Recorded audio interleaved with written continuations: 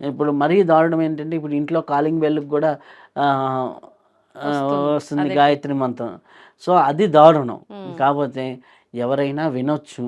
చేసుకోగలిగితే చేసుకోవచ్చు. హ్మ్. పారాయణలాగా చేసుకోవచ్చు. ఉపదేశంలాగా కాకపోయినా. ఓకే. అయితే దీన్ని చేయటం వల్ల ప్రయోజనం ఏంటి హ్మ్. అన్నప్పుడు నా లైఫ్‌లో జరిగిన ఒక సంఘటన. హ్మ్. మా సీనియర్ ఒక అమ్మాయి అంటే నాకు ఎంసీఏలో సీనియర్. ఆ అమ్మాయి ఒక చోట జాబ్‌కి సాఫ్ట్‌వేర్ ఇది. సాఫ్ట్‌వేర్‌కి వెళ్ళటం. సాఫ్ట్‌వేర్‌లో చేస్తూ ఉంటే తెలిసిందే ఓ టీమ్ లీడర్ ఎవరో ఒకరు కొద్దిగా ఇబ్బంది పెట్టడం. హ్మ్. లిటరల్లీ చాలా టార్చర్ లెవెల్‌లోనే ఉంది.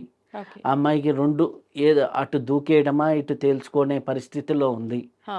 అలాంటి పరిస్థితుల్లో నన్నడిగితే హ్యాపీగా గాయత్రి చేసుకో అన్నా. నన్ను తిట్టేసి పెట్టేసింది. హ్మ్.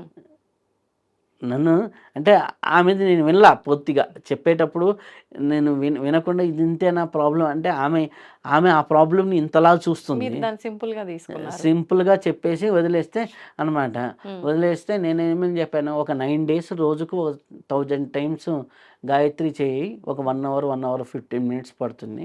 హ్యాపీగా రోజు 9 డేస్ చేసుకో అనేసి దాని ప్రాసెస్ చెప్పాను.